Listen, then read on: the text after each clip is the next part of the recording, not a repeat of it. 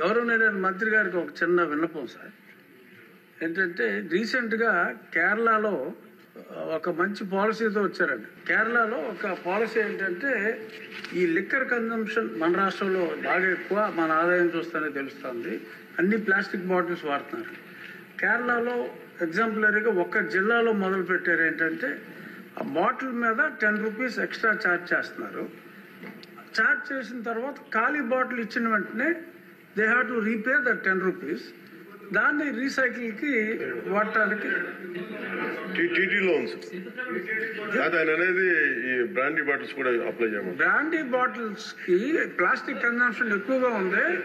ఎక్కడ పడితే అక్కడ పడేస్తున్నారు కాబట్టి హ్యూజ్ కన్జంప్షన్ ఒక దగ్గర కలెక్ట్ అవుతుంది. అది ఈ కొంచెం ఎక్సైజ్ డిపార్ట్మెంట్ వాళ్ళతోటి కోఆర్డినేట్ చేసుకుంటే major percentage of plastic waste ఒకటి చేయొచ్చండి. కేరళలో ఇంప్లిమెంట్ అయింది.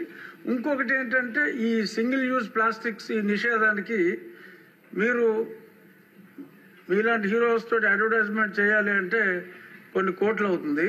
మీరు సంబంధిత శాఖ మంత్రిగా ప్లాస్టిక్ని నిషేధించండి అని మీరు జన సైనికులకి చెప్పారంటే ఎవడన్నా ప్లాస్టిక్ వేస్తే పట్టేసుకుంటారు వాళ్ళు. ఆ మధ్యన గోతులు ఎలా కప్పెట్టారో కొన్ని సంవత్సరాల క్రితం రోడ్లు మీరు బాగు చేయమని పిలిపించినప్పుడు ప్లాస్టిక్ని ఆపండి అని మీరు ఒక్క పిలుపు ఎలా ఇస్తే ఎలా అంతే, ఇంకా అది ఆగిపోతుంది.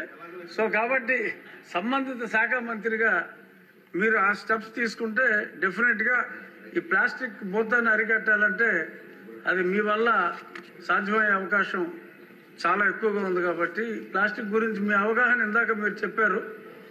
ఎక్స్ట్రాడినరీగా మొత్తం అంతా ఎక్స్ప్లెయిన్ చేయటం, తల్లి గర్భంలో కూడా ఈ పొల్యూటెంట్స్, మైక్రో పొల్యూటెంట్స్, ఇలాగే విలేజెస్లో సిటీస్లో కొంచెం డిజిటల్ బోర్డ్స్ని ఎంకరేజ్ చేస్తే ఈ ఫ్లెక్సీలు మానేసి ఆ అడ్వర్టైజ్మెంట్ ఏదో డిజిటల్ బోర్డ్స్లోనే ఇచ్చుకుంటారు ఆ ఫంక్షన్లప్పుడు దానప్పుడు. కొంచెం ఆ రకంగా డిజిటల్ బోర్డ్స్ని ఎంకరేజ్ చేస్తే this might also come down quite a bit sir.